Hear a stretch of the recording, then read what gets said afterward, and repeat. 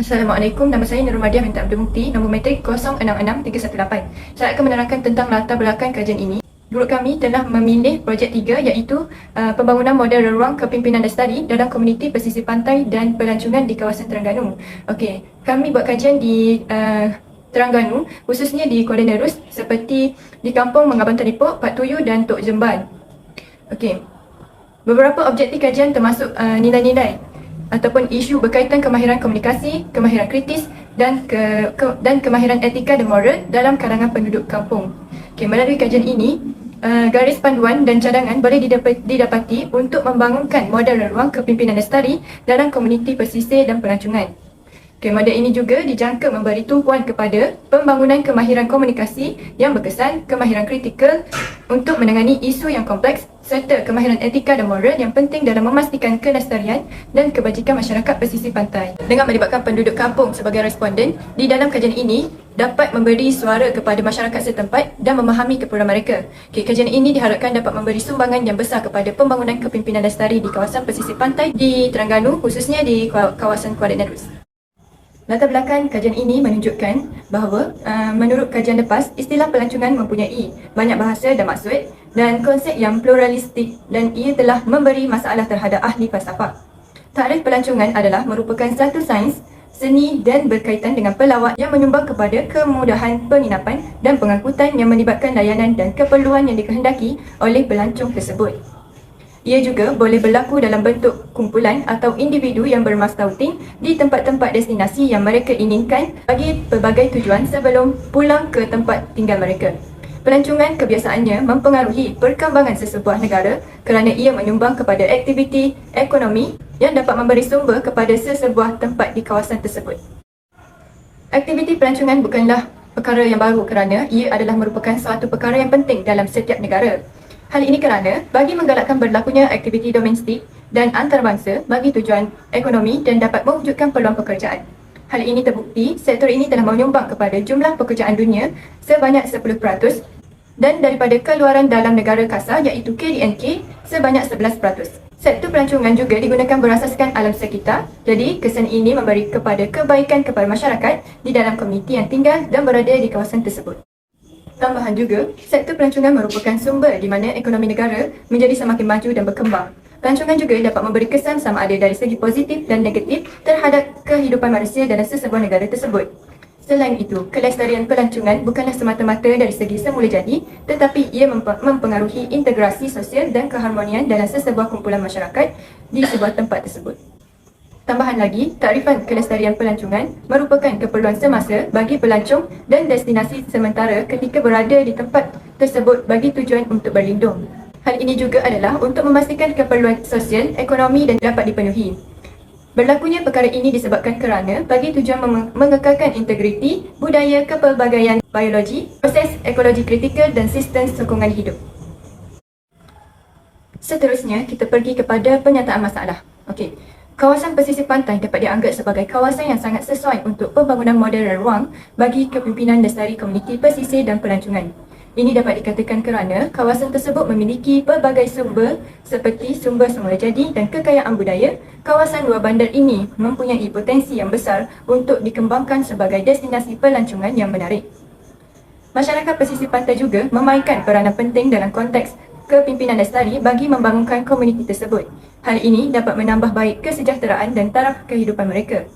Namun begitu, masalah seperti kemahiran komunikasi, kemahiran pemikiran kritis dan kemahiran etika dan moral perlu diaplikasi bagi memastikan bahawa peranan masyarakat pesisir pantai dalam kepimpinan kelestarian dapat dijalankan dengan berkesan. Dengan demikian, mereka dapat turut serta aktif dalam pembangunan komuniti mereka, mencapai kesejahteraan dan meningkatkan kualiti kehidupan secara menyeluruh. Isu yang dikaji di dalam kajian ini adalah untuk melihat sejauh mana penduduk di daerah Terengganu ini mementingkan kepimpinan lestari merangkumi komunikasi yang berkesan di seluruh organisasi mengenai nilai dan faedah kemampanan. Pemimpin mesti dapat memotivasikan dan melibatkan ahli pasukan untuk mengambil bahagian secara aktif dalam usaha kelestarian organisasi. Bukan itu sahaja, perlu untuk komuniti mempunyai moral dan etika antara satu sama lain bagi memperolehi kehidupan yang lebih baik. Ini Ini melibatkan pendekatan kolaboratif memastikan semua pihak berkepentingan dalam organisasi mempunyai pemahaman yang mendalam tentang matlamat kemampanannya dan cara terbaik untuk mencapainya. Seterusnya, kita masuk kepada ujian normaliti, di mana bagi mendapatkan keputusan untuk analisis ini, ujian kenormalan ataupun normality test dilakukan ke atas data responden yang ada. Kajian ini telah menggunakan ujian Kolmogorov-Sweetners, Shapiro-Wilk, Sweetness dan kurtosis. Saya akan menerangkan tentang Kolmogorov dan Shapiro-Wilk. Okey, mula-mula kita pergi dekat analyze. Lepas tu cari descriptive statistic, explore. Explore. Lepas tu carilah kita nak letak ke apa. DV itu kepimpinan lestari. Saya cari-cari.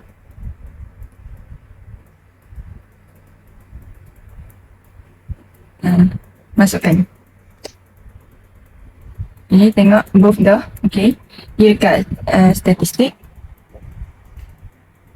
Ambil deskriptif dengan outline.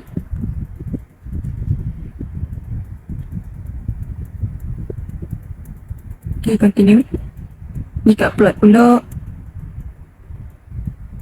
Factor level dengan stem tu. Histogram. Lepas tu ambil normality. Option. Ambil exclude case perwise tu. Continue. Okay. Inilah kita punya jadual.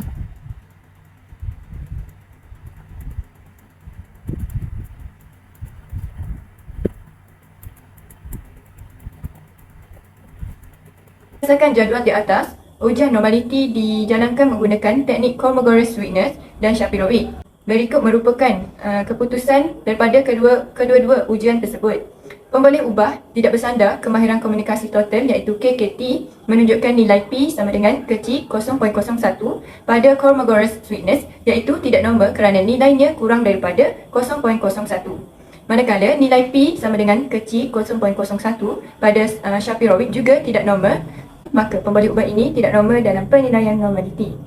Okey, tengok pula kepada pemboleh ubah tidak bersandar. Kemahiran pemikiran kritis total KPKT menunjukkan nilai P sama dengan kecil 0.01 pada Kolmogorov iaitu tidak normal kerana nilainya kurang daripada 0.05.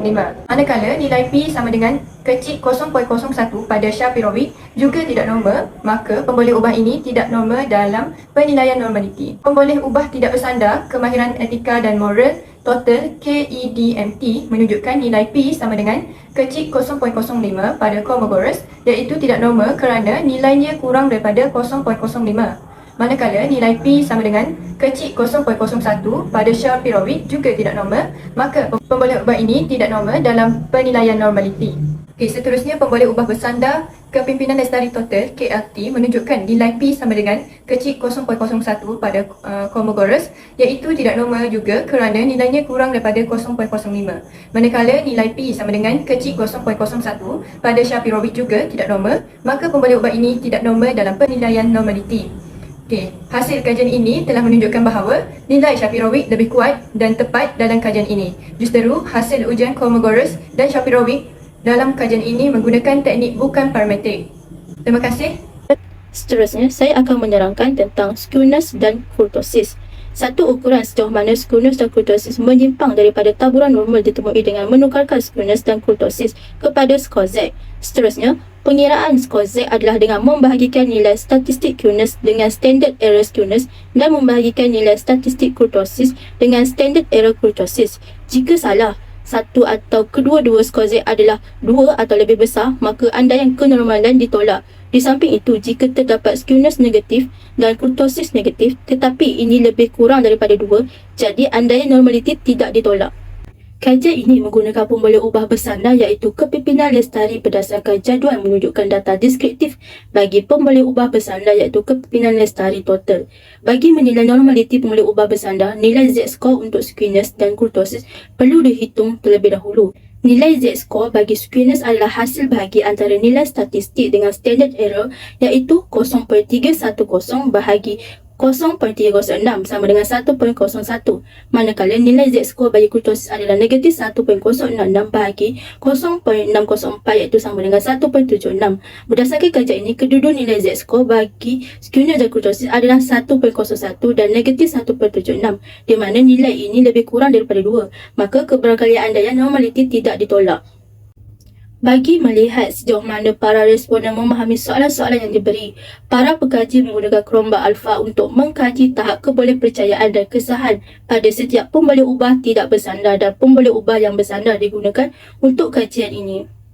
Bagi mencari nilai kerombak alfa, step pertama adalah analyze, klik scale, klik reliability analysis. Pada bahagian item, masukkan ke semua pemboleh ubah bersandar dan pemboleh ubah tidak bersandar, iaitu IV dan DV kajian. Pada bahagian model, pastikan ianya alpha. Pada bahagian scalable, namakan scalable itu contohnya life satisfaction. Seterusnya, klik statistik. Pada bahagian descriptive for, klik item, klik scale if item delete. Pada bahagian inter item, klik correlation. Pada bahagian summarize, klik correlation dan klik continue. Bagi pemboleh ubah tidak bersandar yang pertama iaitu kemahiran komunikasi total, nilai kerombak alfa adalah sebanyak 0.793. Ini menunjukkan bahawa tahap kebolehpercayaan KKT adalah pada tahap yang tinggi kerana nilainya dalam lingkungan 0.7 hingga 0.9. Berdasarkan tahap kebolehpercayaan responden yang tinggi membuktikan para responden memahami soalan-soalan yang diberikan. Kemahiran pemikiran kritis total merupakan pemboleh ubah tidak bersandar kedua yang memperoleh nilai kerombak alfa sebanyak 0.803. Dengan nilai tersebut menunjukkan bahawa tahap kebolehpercayaan responden pada tahap tinggi kerana ia dalam lingkungan 0.7 hingga 0.9. Jelaslah bahawa para responden memahami soalan-soalan yang diajukan kepada mereka. Nilai kerombak alfa bagi pemboleh ubah tidak bersandar ketiga iaitu kemahiran etika dan moral total adalah sebanyak 0.824, di mana ia merupakan tahap kebolehpercayaan responden pada tahap yang tinggi iaitu di antara 0.7 hingga 0.9. Hal ini bermaksud para responden daripada kajian kami memahami kesemua soalan yang telah disediakan. Kepimpinan lestari iaitu pemboleh ubah bersandar menunjukkan nilai kerombak alfa sebanyak 0.794. Demikian, ini membuktikan tahap kebolehpercayaan responden pada tahap yang tinggi kerana ia dalam lingkungan 0.7 hingga 0.9. Justifikasinya, para responden memahami semua soalan diberi. Kemahiran pemikiran kritis total merupakan pemboleh ubah tidak bersandar kedua yang memperoleh nilai kerombak alfa sebanyak 0.803. Dengan nilai tersebut menunjukkan bahawa tahap kebolehpercayaan responden pada tahap tinggi kerana ia dalam lingkungan 0.7 hingga 0.9. Jelaslah bahawa para responden memahami soalan-soalan yang diajukan kepada mereka. Nilai kerombak alfa bagi pemboleh ubah tidak bersandar ketiga iaitu kemahiran etika dan moral total adalah sebanyak 0.824, di mana ia merupakan tahap kebolehpercayaan responden pada tahap yang tinggi iaitu di antara 0.7 hingga 0.9. Hal ini bermaksud para responden daripada kajian kami memahami kesemua soalan yang telah disediakan. Kepimpinan lestari iaitu pemboleh ubah bersandar menunjukkan nilai kerombak alfa sebanyak 0.794. Demikian, ini membuktikan tahap kebolehpercayaan responden pada tahap yang tinggi kerana ia dalam lingkungan 0.7 hingga 0.9. Justifikasinya, para responden memahami semua soalan diberi. Bismillahirrahmanirrahim. Seterusnya kita pergi kepada chi-square test for independence. Untuk chi-square test for independence, pada permulaannya saya akan memperkenalkan berkenaan dengan chi-square test for independence. Chi-square test for independence ini merupakan analisis bukan parametrik. Dan tujuan pelaksanaannya adalah untuk kita meneroka hubungan antara dua pemboleh ubah kategori. Dan setiap pemboleh ubah kategori itu boleh mempunyai dua atau lebih kategori. Dan ia terdapat andaian ataupun assumption. Yang pertama adalah persampling rawa dan yang kedua adalah pemerhatian bebas. Pemerhatian bebas ini, apa yang kita semua sedia maklum adalah seandainya kita mengambil data daripada responden, kita tidak boleh ambil data untuk satu rumah itu melebihi daripada seorang kerana ia akan mempengaruhi dari sudut mungkin adik-beradik atau mungkin daripada saudara mara. mereka telah duduk dalam rumah itu tersebut. Jadi dia akan mempengaruhi pola jawapan tersebut. Dan seterusnya kita pergi kepada andaian tambahan. Untuk chi-square test for independence, ia mempunyai andaian tambahan. Kekerapan jangkaan terendah dalam mana-mana sel hendaklah 5 atau lebih. Ada pengarang yang mencadangkan yang kurang ketat, iaitu sekurang-kurangnya 80% sel sepatutnya menjangkakan frekuensi 5 atau lebih. Maknanya, dalam sel ini boleh diartikan sebagai contoh yang saya boleh berikan di sini adalah lelaki 1 sel, perempuan 2 sel, dan IQ rendah 1 sel, IQ sederhana 1 sel, dan IQ tinggi 1 sel. Jadi ada 5 sel.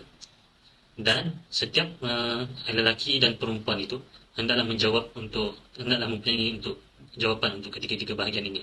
Sebagai contohnya, lelaki 5 orang untuk IQ rendah, lelaki 5 orang untuk IQ sederhana, dan lelaki 5 orang untuk IQ yang tinggi.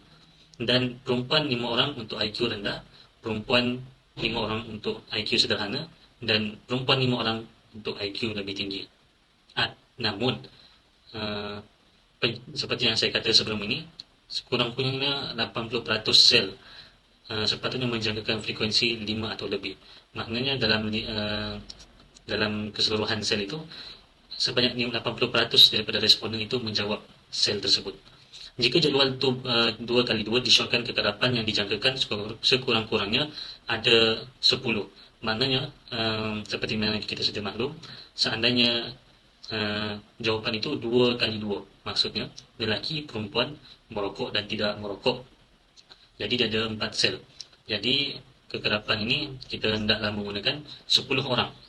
Dan jika kita melanggar andaian ini, maka kita akan perlu melaksanakan untuk menggunakan Fisher Exact Probability Test. Dan ia dapat dijalankan secara automatik oleh SPSS. Seterusnya kita pergi kepada penerangan dan perkenaan dengan independent variable dan dependent variable. Untuk projek 3, independent variable kami mempunyai 3, iaitu kemahiran komunikasi, kemahiran etika dan moral, dan kemahiran pemikiran kritis. Dan untuk dependent variable pula adalah kepimpinan lestari. Seterusnya kita pergi kepada video bagaimana untuk kita melaksanakan chi-square test for independence. Seterusnya kita pergi kepada kaedah untuk melaksanakan chi-square test for independent.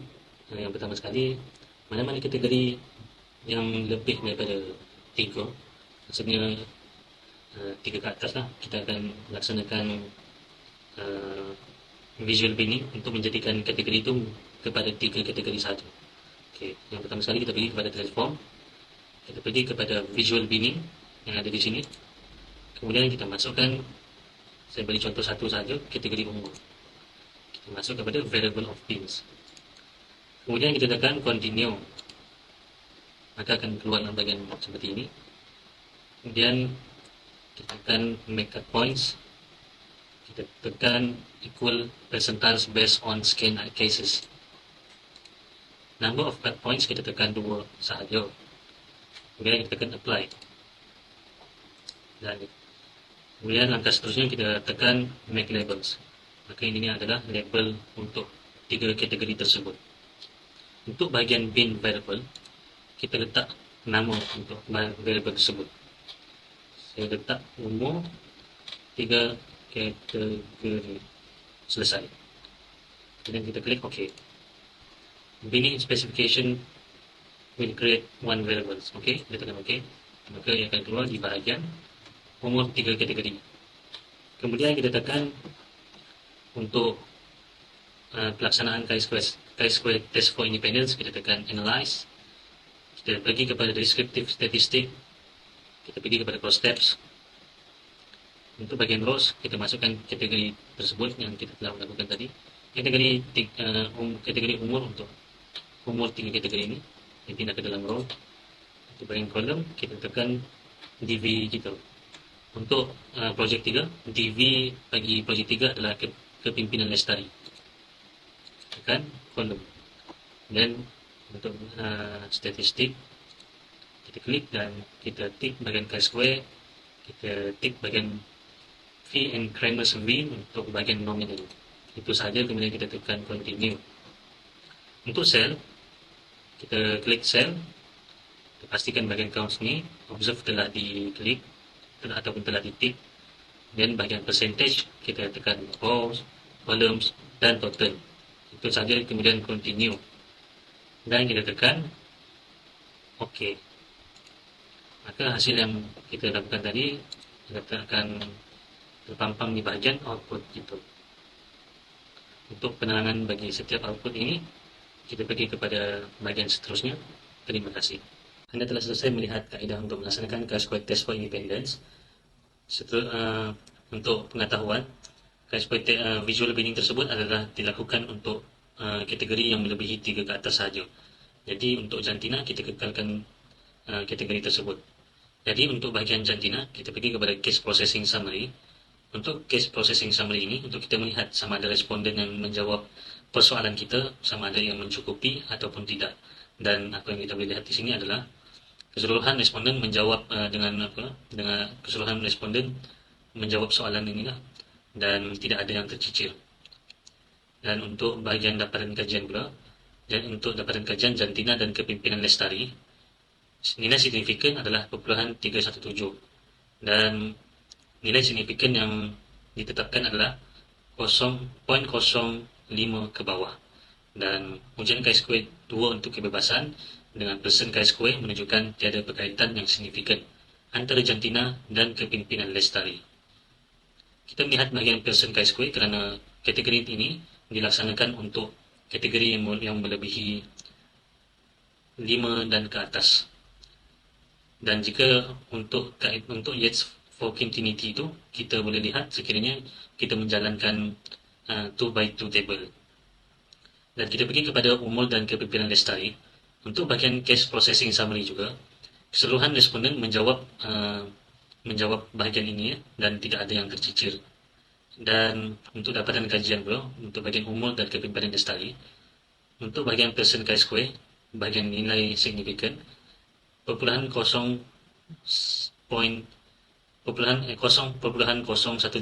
Jadi menunjukkan terdapat signifikan kerana 0.05 ke bawah adalah signifikan.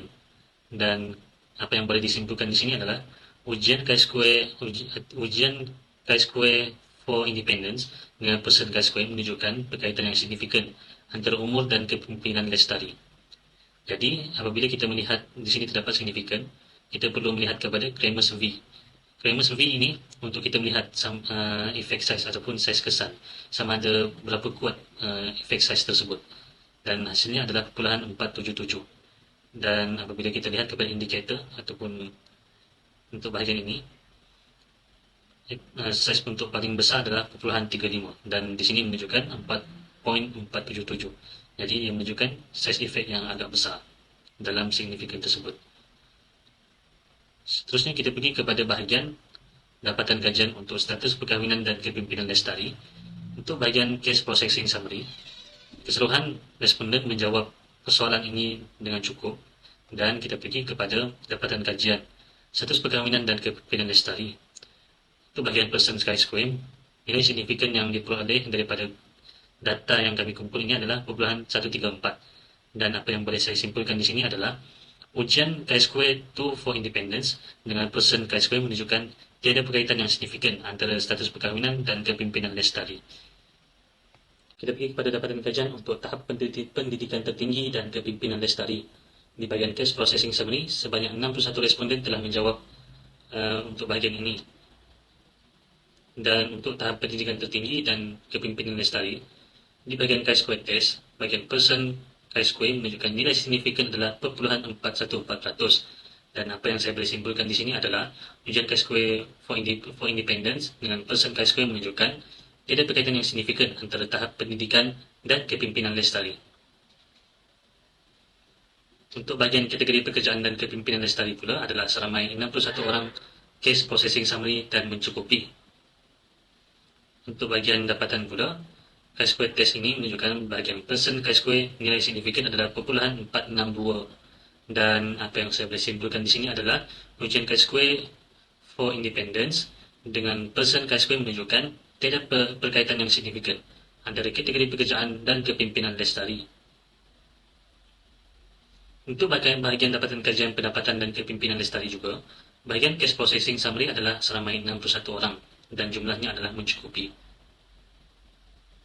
Untuk bahagian pendapatan dan kepimpinan lestari, bahagian chi-square test for independence, bahagian person chi-square menunjukkan nilai signifikan adalah 0.629%.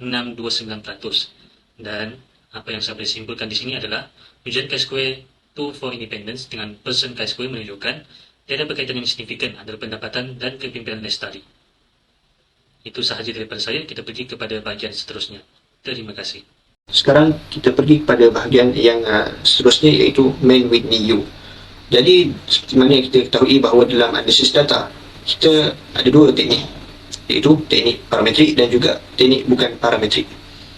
Teknik parametrik sebagai contoh ANOVA dan juga t-test, manakala untuk bukan parametrik yang mana syarat dia lebih longgar daripada parametrik adalah chi-square, close coordinates dan juga Man with NIU. Dan Man with NIU ni adalah perkara dan ujian yang akan kita terangkan kali ini. Jadi untuk Man with NIU ni dia menguji dua kategori variable dan juga dependent variable. Dua kategori variable ni adalah kategori variable yang mana ada dua pilihan sebagai contoh. Ada dua pilihan lah sebagai contoh, jantina yang mana ada lelaki dan juga ada perempuan, dua pilihan.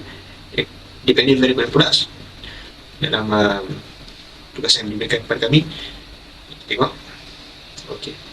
Jadi sini ada 4 kolom yang mana di sebelah kanan ada kepimpinan lestari. Di sebelah kiri pula ada 3 kolom. Kemudian ia adalah kemahiran komunikasi, kemahiran kritis dan juga kemahiran etika dan moral. Jadi ketiga-tiga di sebelah kiri ini adalah IV yang mana dia memberi pengaruh pada kepimpinan lestari, dan kepimpinan lestari ini adalah dependent variable. Okey, sebagai contoh, adakah lelaki dan perempuan berbeza dari segi penilaian terhadap kepimpinan lestari? Di sini kami datangkan lelaki dan perempuan sebagai dua kategori variable dan juga penilaian terhadap kepimpinan lestari ini adalah dependent variable.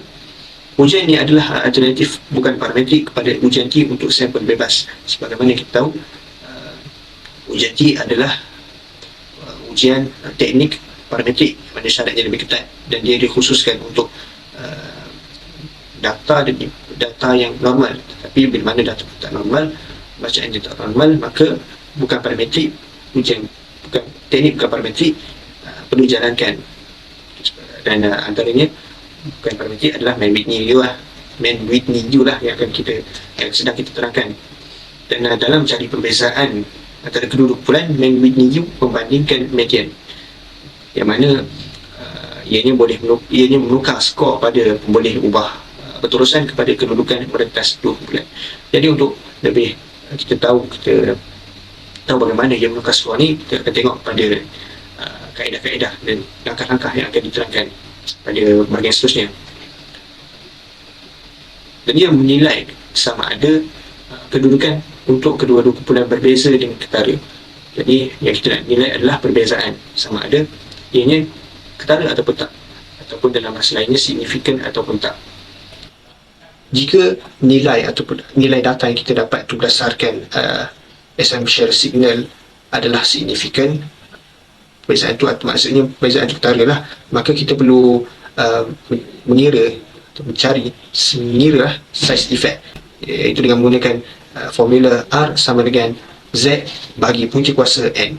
Jadi situ kita dapat mengira size effect dalam Man with NIU. Jadi untuk bahagian seterusnya, saya akan menunjukkan cara-cara menggunakan SPSS untuk menjalankan Man with NIU test. Baik, sekarang saya akan tunjukkan cara-cara untuk kita jalankan Man with NIU test bagi data dan maklumat tugasan kami, iaitu tugasan model ruang, kepimpinan lestari, komuniti pesisir pantai dan pelancongan. Okey, jadi untuk menjalankan Man with NIU test ni, kita perlu pertama sekali pergi kepada analyze, kemudian klikkan. Jadi di situ kita akan terus pergi kepada non-parametric test, dan daripada situ kita akan diberi beberapa pilihan item, dan item yang perlu kita klikkan di situ adalah legacy dialogues. Dan kita diberi lagi beberapa item beberapa pilihan item lah untuk kita pilih, dan untuk mendapat jalankan main between test ni, kita perlu pergi pada two independent samples dan klikkan. Okey, jadi di sini kita diberi table yang mana ada dua kolom yang box yang perlu kita isi. Okey, jadi untuk test variable list ni, kita letakkan kita punya apa panggil tu, DV kita.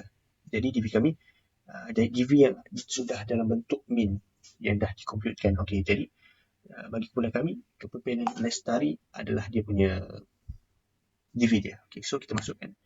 Dan untuk grouping variable ni pula, kita masukkan yang mana dalam kita punya tugasan tu dia ada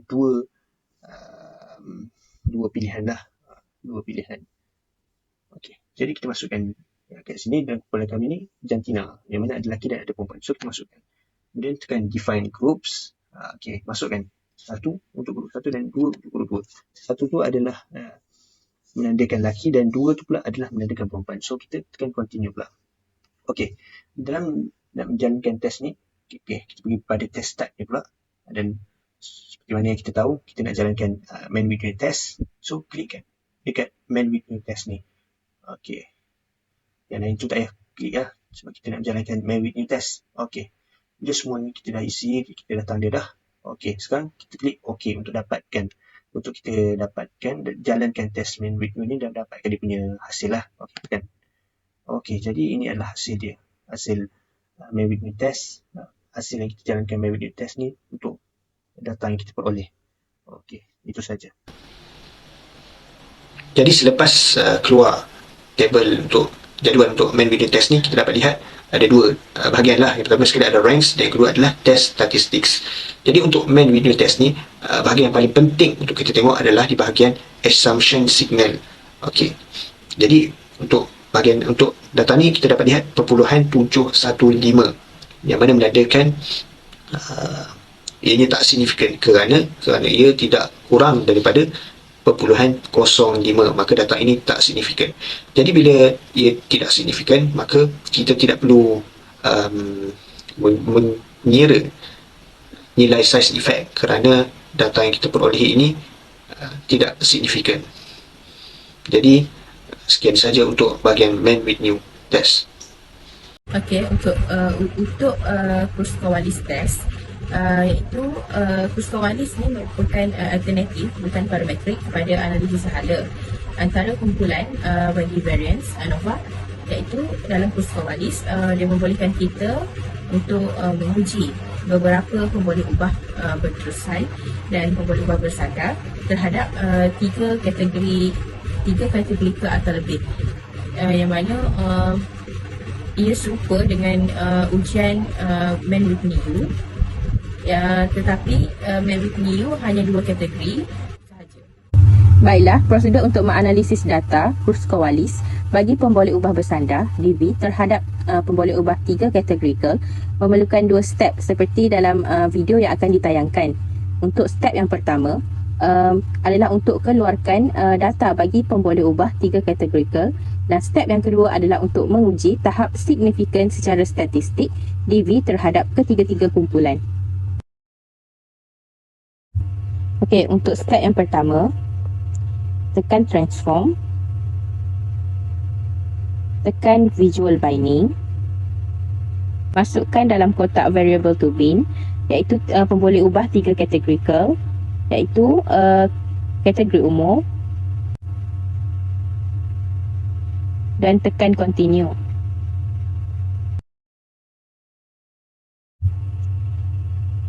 Dalam kotak bin variable, tulis umur 3 kategori,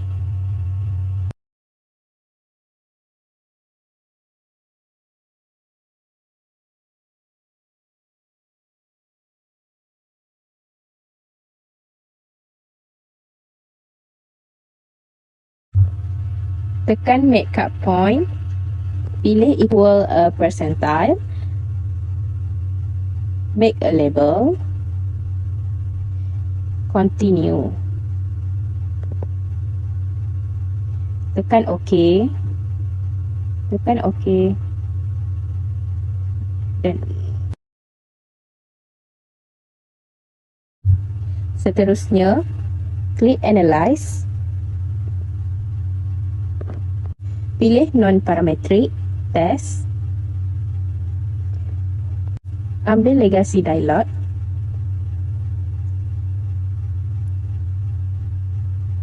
Pilih K-Independent Sample.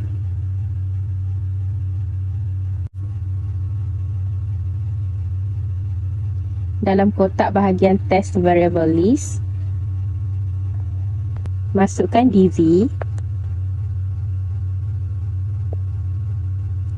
Untuk grouping variable, masukkan ketiga kategori pemboleh ubah categorical. Define range, masukkan dalam kotak minimum dan maksimum, iaitu bilangan tiga categorical yang kita pilih. Tekan OK. Check tekan test type Pruskowalis. Tekan OK. Formula bagi Pruskowalis adalah jika kurang daripada 0.05, kita boleh buat kesimpulan bahawa terdapat perbezaan yang signifikan secara statistik dalam pemboleh ubah berterusan terhadap ketiga-tiga kumpulan kategorical yang berbeza. Jika tahap signifikan lebih daripada 0.05, maka tahap tiada perbezaan yang signifikan terhadap signifikan secara statistik dalam pemboleh ubah berterusan antara ketiga-tiga kumpulan yang berbeza. Jadi dalam konteks Pruskowalis bagi kumpulan kami, ujian test bagi pemboleh ubah bersandar DV iaitu kepimpinan lestari dengan ketiga-tiga pemboleh ubah kategorical iaitu kategori umum, status perkahwinan, tahap pendidikan, sektor pekerjaan, tahap dan pendapatan menunjukkan tiada perbezaan yang signifikan secara statistik dalam pemboleh ubah bersandar terhadap kesemua ujian ketiga-tiga kumpulan yang berbeza. Kumpulan kami juga tidak mencari Volfroni adjustment kerana hasil kesemua ujian tidak mencapai tahap keputusan yang signifikan. Okey, untuk bahagian kolerasi dan regresi ni, jom kita run dahulu dalam SPSS. Okey, yang pertama pergi ke Analyze, lepas tu Regression, and then ke tekan Linear. Okey, di bahagian dependent tu letak DV kita iaitu kemahiran lestari, dan di bahagian dependent tu iaitu IV iaitu kemahiran komunikasi, kemahiran kritis dan kemahiran etika dan moral. Okey. Jadi dekat bahagian metod tu perlulah untuk select pada enter. Okey. So pergi ke statistik tekan estimates, confident interval, model fit, descriptive, part and partial correction, collinearity diagnostic. Lepas tu okey, pada bahagian residual tu tekan kepada case wise, make sure ada 3, lepas tu continue. Okey, seterusnya pergi kepada option, tekan dekat missing values tu, exclude cases pairwise. Lepas tu continue. Okey, untuk seterusnya pada bahagian plot, Zeresic tu dekat bahagian Y dengan Ziprate dekat bahagian X. Lepas tu standard, dekat bahagian standard tu tekan dekat normal, and then continue.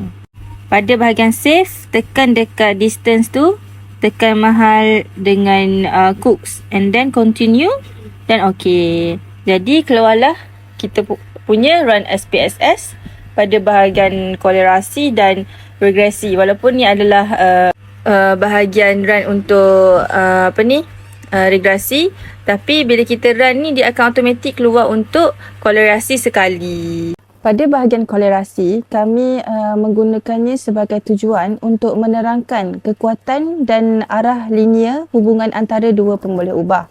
Okey, person arc direka bentuk untuk pemboleh ubah tahap berterusan. Jadi kami telah mengkaji hubungan antara IV dan DV dengan menggunakan person arc. Dari sini dapat dilihat bahawa daripada data kami ni tiada pelanggaran andaian normaliti. Berdasarkan dari jadual kolerasi ini dapat dilihat bahawa kesemua jumlah IV adalah sama iaitu N61. Kami telah melihat hubungan antara dua pemboleh ubah iaitu IV dan DV. Jadi pemboleh ubah kolerasi IV adalah kemahiran komunikasi, kemahiran kritis dan kemahiran etika dan moral. Manakala DV pula adalah kemahiran lestari. Okey, dari sini dapat dilihat antara hubungan kolerasi ni dia adalah merupakan positif. Dari ketiga-tiga IV ini dapat dilihat bahawa kesemuanya ialah signifikan iaitu kurang daripada 0.001 yang sifatnya adalah kuat. Okey, untuk IV kemahiran kritis dan DV kepimpinan lestari dapat dinilai bahawa kedua-duanya memberi hubungan yang positif kerana ia lebih daripada 0.05 iaitu R sama dengan 0.689, N sama dengan 61 dan P kecil daripada 0.001. Jadi formula dia untuk melihat peratus daripada kesemua hasil tu R darab dengan R kuasa 2 sama dengan berapa. Jadi R kami untuk kemahiran kritis dan kepimpinan lestari, R adalah 0.689 darab dengan R kuasa 2. Jadi jawapannya adalah 47.47. Dengan ini hasil daripada pemboleh ubah antara kedua-dua IV-DV ini. Untuk yang seterusnya iaitu antara IV kemahiran komunikasi dan DV kepimpinan lestari. Ia telah menunjukkan mempunyai hubungan positif yang kuat iaitu R sama dengan 0.539, N sama dengan 61, P sama dengan kurang 0.001. Jadi R didarab dengan R kuasa 2 iaitu 0.539 didarabkan dengan R kuasa 2 sama dengan 29.03. Jadi daripada hasil dapatan ini didapati sebanyak 29% responden membantu dalam skala DV iaitu kemahiran lestari. Jadi untuk yang seterusnya, yang terakhir, kami telah menganalisis antara IV kemahiran etika dan moral bersama dengan DV iaitu kemahiran lestari. Dapat dinilai juga bahawa kedua-duanya adalah positif iaitu R sama dengan 0.796, N sama dengan 61 dan P kecil daripada 0.001 iaitu R 0.796 didarabkan dengan R kuasa 2 sama dengan 63.36.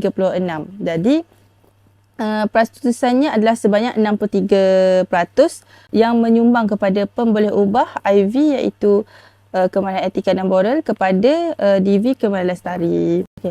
Regresi ini adalah satu teknik untuk digunakan bagi meneroka hubungan antara satu pemboleh ubah bersandar berterusan dengan beberapa pemboleh ubah yang tidak bersandar. Okey. Regresi ini juga ia berdasarkan kepada kolerasi yang saya explain tadi. Dia adalah untuk meneroka tentang kesalingan hubungan antara satu pemboleh ubah itu.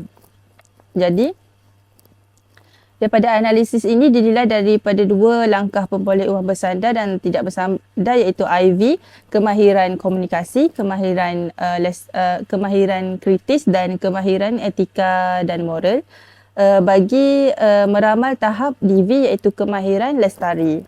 Jadi cara untuk melihat regresi ni pada bahagian koefisien tu ia diuji untuk melihat sejauh mana multicollinearity ni ada ataupun tidak. Jadi pada bahagian yang perlu dilihat adalah pada bahagian tolerance dengan VIF. Okey, pada bahagian tolerance dengan VIP ni adalah untuk melihat sejauh mana variabel kita kaji ni. Ia juga diukur daripada formula 1 sama dengan R. Jadi untuk melihat cara pengiraan dia adalah pada tolerance. Tolerance tu kalau dia kurang daripada 10, dia menunjukkan ada hubungan dengan multicollinearity ni. Jadi daripada output kami didapati bahawa kesemuanya bawah daripada 0.10. Okay, cara untuk melihat tolerance ni, kalau tolerance ni kurang daripada 0.10, ia menunjukkan ada hubungan multicollinearity tu.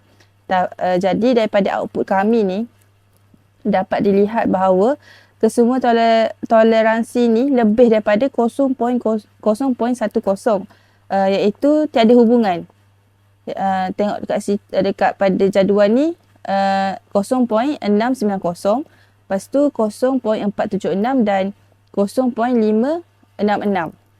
Jadi kesemuanya bawah daripada 0.10. Untuk seterusnya, untuk VIF pula, kalau lebih daripada 0.10 tu, ia menunjukkan hubungan antara multicularity. Jadi daripada kajian kami ni, kesemuanya lebih daripada 0.10 ni, iaitu sebanyak yang pertama 1.450, lepas tu 2.101 dan seterusnya yang terakhir itu 1.767. Jadi ada hubungan antara multicularity tu. Okey. Seterusnya untuk melihat signifikan. Signifikan ni boleh dilihat pada bahagian ANOVA. Okey, ANOVA ni kalau dilihat kalau ianya bawah daripada 0.05, ia adalah kuat dan signifikan. Dan hasil daripada dapatan kami ni dia signifikan kerana dia kurang daripada 0.001. Okey, seterusnya untuk kiraan pada model summary. Model summary ni iaitu kalau nak tengok dekat R-square. R-square adalah untuk melihat varian dalam DV dan IVIV yang lain. Jadi dari data kami ni dapat dilihat bahawa ianya adalah 0.706. Jadi perlu untuk didarab dengan 100, jadi 70.6% untuk variance. Jadi untuk melihat sejauh mana percentage ni ataupun tidak, ia perlulah tinggi dan lebih daripada 20 hingga 30%. Okey. Untuk bahagian beta, kiraan beta dekat standard tu, tengok untuk melihat dia tinggi ataupun rendah untuk IV dan DV tu. Contohnya untuk bahagian kemahiran kritis tu, beta kami ialah 0.20, P kecil daripada 0.005. Dengan kemahiran moral dan etika tu, beta diorang adalah 0.95, kecil daripada 0.01, dan kemahiran komunikasi tu iaitu 0.18, kecil daripada 0.040. Jadi dapat dilihat bahawa yang paling tinggi yang menyumbang kepada DV ni adalah komunikasi, etika dan moral lah, sebabnya ia adalah 0.95. Okey, jadi selesailah bahagian saya iaitu kolerasi dan regresi. Sekian, terima kasih.